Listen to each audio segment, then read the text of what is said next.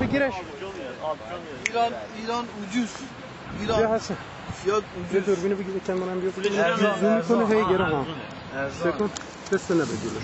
خدا باهایه. و زوم میکنه یاره عقب جلو ما هم یکم بیاد. با دوربین میگیری؟ قربان چی؟ بذار داره میگیره. اونم تبدیل میشه.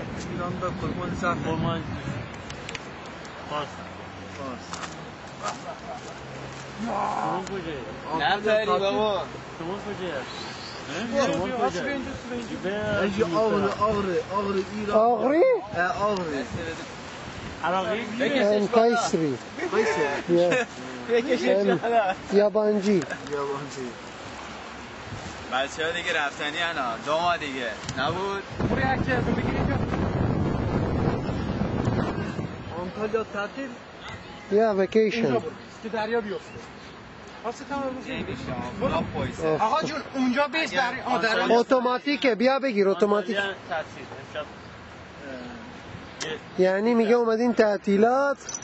یکم برو از ور بنداز ببینم چه جور میشه. تعطیله. این حادثه آنتالیا واسه برو بر حاصل کسی نیفته تکی باشه.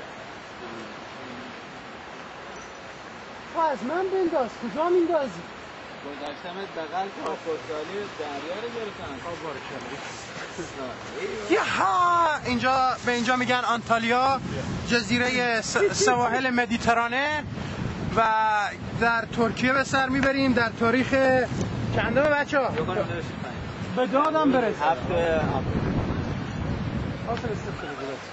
خیموه